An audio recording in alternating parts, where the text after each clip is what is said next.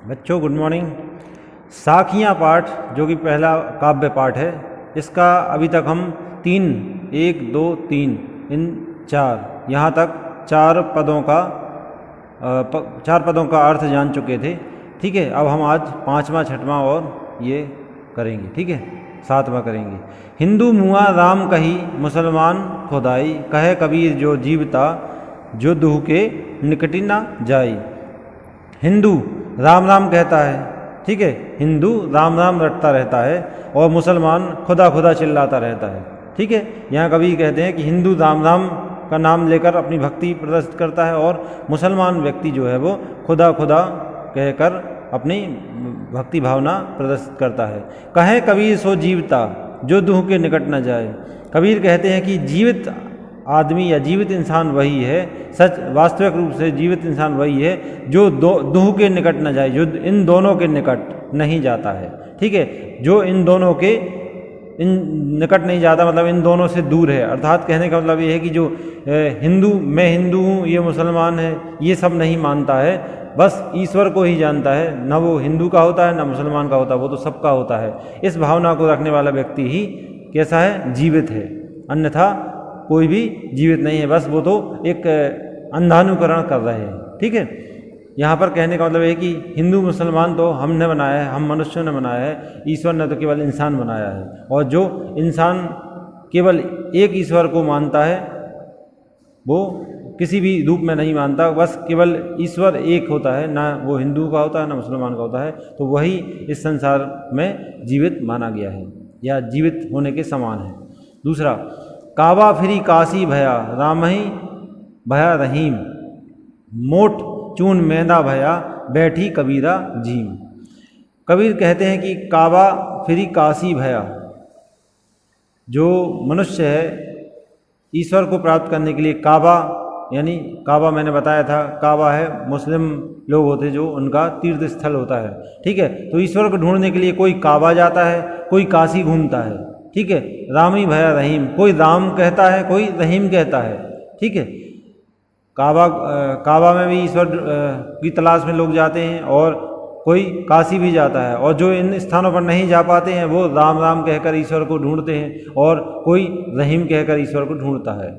ये ठीक उसी प्रकार है जिस तरह गेहूं को पीसने पर वो आटा भी बन जाता है और ज़्यादा बारीक पीसने पर वो मैदा भी बन जाता है। यहाँ पर कहने का तात्पर्य यह है कबीर का कि ईश्वर तो ईश्वर है, चाहे वो काबा में हो या फिर कैलाश में हो या काशी में हो, या फिर राम के रूप में याद किया जाए या फिर रहीम के रूप में याद किया जाए। ठीक उसी प्रकार गेहूँ तो जो मुख्य बात क्या है, गेहूँ, यहाँ पर कबीर ये बता रहा है कि मुख्य बात है गेहूँ, चाहे आप उसको आटा बनाओ या फिर मैदा, पेट भरने का काम वो दोनों ही रूपों में करती है। अर्थात कहने का तात्पर्य यह है कबीर का कि जो ईश्वर है, आप चाहे उसको किसी भी रूप में भजो, ईश्वर तो ईश्वर ही रहेगा और वो आपकी आपकी जो प्रार्थना है वो हर रूप में स्वीकार करेगा, उसको आप किसी भी रूप में क्यों ना याद करो। 6वां, ऊंचे कुल का जनमिया जे करनी ऊंच ना होए, सुवरन कलश सुरा भरा साधु निंदा सोई। ऊंचे कुल में जन्म लेने वाला व्यक्ति, चाहे भले ही उसका ऊंचे कुल में जन्म लेने वाले व्यक्ति का ज़्यादा महत्व नहीं होता है, मुख्य बात होती है मुख्य बात उसके कर्म से होती है, मतलब महत्व उसके कर्मों का होता है, उसके कुल का नहीं होता है। ठीक है, यदि कोई व्यक्ति अच्छे कर्म करता है तो भले ही वो निम्न कुल का हो, वो अच्छा माना जाता है, लेकिन यदि कोई व्यक्ति बुरे कर्म करता है तो वो अच्छे कुल का हो तो भी उसको महत्व नहीं दिया जाता है। सुवरन कलश सुरा भया, ये ठीक उसी प्रकार है जिस तरह की स्वर्ण के पात्र में या जो सोने का पात्र होता है, सोने का बर्तन होता है, उसमें जो शराब होती है वो भी भर देने पर वो निंदा के ही काबिल होती है, मतलब शराब की निंदा ही की जाती है, भले उसको एक छोटे पात्र में भरा जाए या फिर सोने के ही पात्र में क्यों ना भरा जाए, वो निंदा की ही पात्र होती है। साधु निंदा सोई, उसकी हर रूप में निंदा की जाएगी। ठीक है, ठीक उसी प्रकार जो कुल का महत्व उतना नहीं है, मतलब मनुष्य के संदर्भ, मनुष्य के बारे में कहा जाए तो उसके वो किस कुल में जन्मा है ये ज़्यादा महत्वपूर्ण नहीं है। महत्वपूर्ण होते हैं उसके कर्म, कि उसने कर्म कैसे किए हैं। यदि कोई व्यक्ति गलत कार्य करता है, बुरे कर्म करता है, तो वो अच्छे कुल में जन्म लेने के बाद भी निंदा का ही पात्र बनता है। ठीक सोने के पात्र में रखी हुई शराब के समान। ठीक है, तो ये हो गई आपकी साखियाँ। इनके आपको PDF भेजे जाएंगे, इनके आपको अर्थ लिखना है संदर्भ प्रसंग के साथ। ठीक है, क्योंकि इनके अर्थ आपसे परीक्षा में पूछे जाते हैं। आगे बढ़ते हैं। अब आ गया आपका कबीर के शब्द या फिर पद। बहुत ही साखियाँ ये हैं, शब्द या फिर इनको पद बोला जाता है। इनको पढ़ते हैं। मोह को कहाँ ढूंढे बंदे, मैं तो तेरे पास में। यहाँ पर प्रसंग रूप में ये कहा जा सकता है कि कबीर ने ईश्वर की जो तलाश में लोग भटकते रहते हैं उसके बारे में बताया है। ईश्वर की तलाश में जो लोग भटकते रहते हैं इधर उधर, उसके बारे में बताया है। ठीक है, मोह को कहाँ ढूंढे बंदे, मैं तो तेरे पास में। ना मैं देवल ना मैं मस्जिद, ना काबे कैलाश में। ना तो कौन क्रिया कर्म में, नहीं योग वैराग में। खोजी होए तो तुरंत मिले पल भर की तलाश में। कहें कबीर सुनो भाई साधु, सब श्वासों की श्वास में। ये बहुत इंपॉर्टेंट पद है, ये परीक्षा में आ सकता है। इसको आप लोगों को ध्यान से इसकी व्याख्या देखना है। ठीक है, मोह को कहाँ ढूंढे बंदे, मैं तो तेरे पास में। कबीर कहते हैं कि हे मनुष्य, तू ईश्वर को कहाँ ढूंढ रहा है, वो तो तेरे पास में ही है।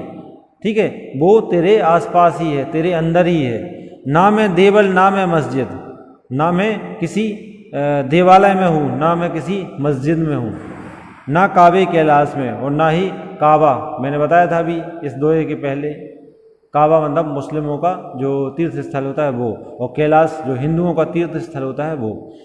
ठीक है, तो ना मैं किसी देवालय में हूँ, ना मैं किसी मस्जिद में हूँ, ना मैं काबे में हूँ, ना मैं कैलाश में हूँ। ना तो कौने क्रियाकर्म में, ना किसी व्यर्थ आडंबर में है, क्रियाकर्म में हो, जो कर्म कांड करते रहते लोग ईश्वर को प्राप्त करने के लिए, मैं उससे भी तुम्हें प्राप्त नहीं होऊंगा। नहीं योग वैराग में, ना ही मैं योग या वैराग में हूँ। योग वैराग वो होता है जो लोग अपना घर छोड़कर ईश्वर की प्राप्ति में जंगलों में भटकते रहते हैं, पहाड़ों पे कंदराओं में भटकते रहते हैं, तो मैं भी उनको वहाँ पर नहीं, मैं उनको वहाँ भी नहीं मिलूँगा। खोजी हो तो तुरंत ही मिलूँ, यदि आपने मुझे ध्यान से खोजा होता तो मैं आपको तुरंत ही मिल जाता, पल भर की तलाश में, और आपको मुझे ढूंढने में पल भर भी नहीं लगता। ठीक है, कहें कबीर सुनो भाई साधु, सब श्वासों की सांस में, क्योंकि मैं तो कण कण में व्याप्त हूँ, हर एक श्वास में, हर एक हृदय में, हर एक इस मनुष्य के अंदर में व्याप्त हूँ। आप मुझे ढूंढो तो मैं तो हर एक प्राणियों के अंदर, उनके हृदयों में, उनके मनों में समाया हुआ हूँ। आप बस मुझे ध्यान से ढूंढो। यहाँ पर कबीर ने ईश्वर के कण कण में व्याप्त होने की बात को अपने अलग अलग उदाहरणों के माध्यम से स्पष्ट किया है। ठीक है, यहाँ पर कबीर ने अपने ईश्वर प्राप्ति के जो साधन हैं उनको सब बेकार बताते हुए ये बताया है कि यदि आप मुझे ध्यान से देखोगे तो मैं हर एक चीज़ के कण कण में, हर एक घट घट में, बोलते ना घट घट राम, मतलब हर एक स्थान पर मैं व्याप्त हूँ, हर एक मनुष्य के हृदय में व्याप्त हूँ, हर एक प्राणियों में मैं समाया हुआ हूँ। ठीक है, चलिए तो देखते हैं दूसरा। संतो भाई आई ज्ञान की आंधी रे, भ्रम की टाटी सबे उड़ानी, माया रहे न बांधी। यहाँ पर ज्ञान के महत्व को बताया गया है। कबीर कहते हैं कि संतो भाई आए ज्ञान की आंधी रे, जब ज्ञान की आंधी आ जाती है तो जो भ्रम रूपी झोपड़ी है, भ्रम की टाटी सवे उड़ानी, माया रहे न बांधी, जो भ्रम की झोपड़ी है वो चारों तरफ से उखड़ जाती है। जहाँ पर जब आपने देखा होगा जब आंधी आती है तो झोपड़ी, कमज़ोर झोपड़ी है वो उखड़ जाती है। ठीक है, और उड़कर कहीं दूर टूट फूट के उड़ जाती है, दूर हो जाती है। ठीक उसी तरह जब मनुष्य के अंदर ज्ञान आता है तो उसके सारे भ्रम, सारी माया मोह जो है वो समाप्त हो जाते हैं, दूर हो जाते हैं। हिति चित्त की द्वय थूनी गिरानी, मोह बलिंडा टूटा। हिति चित्त की द्वय थूनी का मतलब देख लेता हूँ मैं एक मिनट यहाँ पर शब्दार्थ में। थूनी मतलब टेक। हाँ, यहाँ पर कबीर कहते हैं कि जो हृदय रूपी जो खंबे हैं उनको बांधने वाली जो टेक है वो टूट जाती है। मोह बलिंडा टूटा, मोह का जो भ्रम है, मोह भ्रम है, ये सब टूट जाता है। स्त्री नाम छानी, परी घर ऊपरी, कुबधी का भांडा फूटा।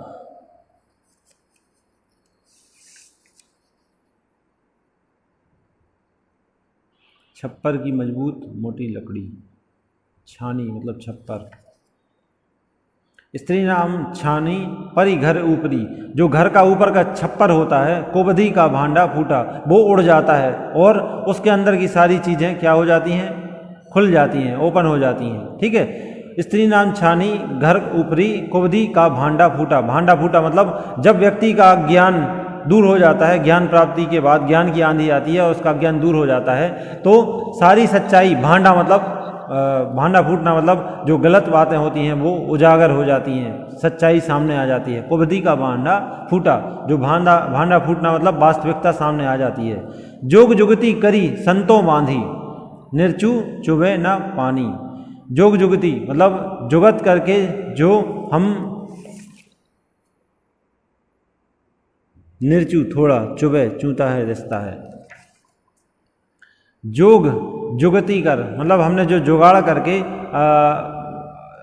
जो झोपड़ी को बांधा हुआ है, मतलब हमने अपने अज्ञान को अपने अंदर बांधा हुआ है और हम उस अज्ञान को अपने अंदर बांध के खुश हो रहे हैं। निर्चू चूमे ना पानी, जब ज्ञान की आंधी होती है तो वो अज्ञान जो है वो उस झोपड़ी के समान पानी से, उस झोपड़ी में से चूने वाले पानी के समान धीरे धीरे करके हमारे शरीर से बाहर चला जाता है। अर्थात यहाँ पर कबीर ने जो झोपड़ी है उसकी तुलना हमारे शरीर से की है और जो ज्ञान की आंधी है उसकी तुलना आंधी से करते हुए, ज्ञान की आंधी है उसकी तुलना अज्ञान की रूपी झोपड़ी से करते हुए, अज्ञान को हटाने वाली आंधी से करते हुए उन्होंने इस संसार में ज्ञान की महिमा का बखान किया है। कूड़ कपट काया का निकस्या, हरि की गति सब जब जानी। कूड़ कपट काया का निकस्या मतलब जो कपट, छल और सारी बुरी चीज़ें हैं वो निकल कर, इस काया से, शरीर से निकल कर, निकस्या निकल कर, हरि की गति जब जानी, जब ईश्वर के वास्तविक ज्ञान का हमें पता चलता है तो ये सारी चीज़ें हमारे शरीर से निकल कर बाहर हो जाती हैं। आंधी पीछे जो जल बूठा, प्रेम हरि जन भीना। आंधी फूटे जो जल भीटा, जो जल बूठा, प्रेम हरि जन भीना। आंधी से जो जल हमारे, आंधी और जल के कारण जो हमारी जो झोपड़ी है वो उड़ जाती है, दूर हो जाती है। ठीक उसी प्रकार ज्ञान की आंधी जब चलती है तो अज्ञान से हमारे अंदर का जो जल है वो, हमारे अंदर का जो अज्ञान रूपी जल है वो निकल पड़ता है। प्रेम हरि जन भीना। प्रेम हरि मतलब हरि, और हरि यानी होता है ईश्वर और प्रेम की जब आंधी हमारे अंदर आती है तो हमारा जो हृदय है वो उज्जवल हो जाता है। कहे कबीर भान के प्रकटे, उदित भया तम खीना। और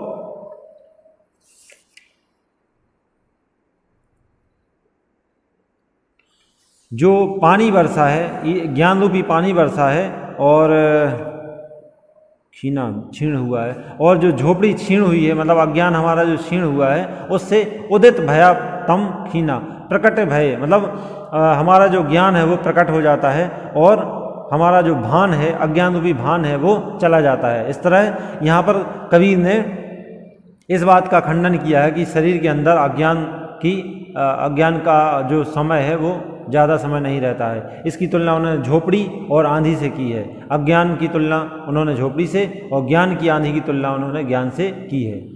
तो जब आंधी आती है तो जब झोपड़ी जिस तरह उड़कर तबाह हो जाती है, फैल जाती है, उसी प्रकार जब ज्ञान की आंधी आती है तो शरीर के अंदर भरा हुआ अज्ञान जो है वो धीरे धीरे करके पानी की बूंदों के रूप में चूं जाता है, टपक जाता है और हमारे अंदर एक नया प्रकाश उत्पन्न होता है जो ईश्वर भक्ति से सराबोर होता है, फैला हुआ होता है। तो ये हैं बेटा हमारे शब्द और पद, ठीक है। इनकी व्याख्या भी हम आपको भेजेंगे, उनको आपको लिखना है, ठीक है।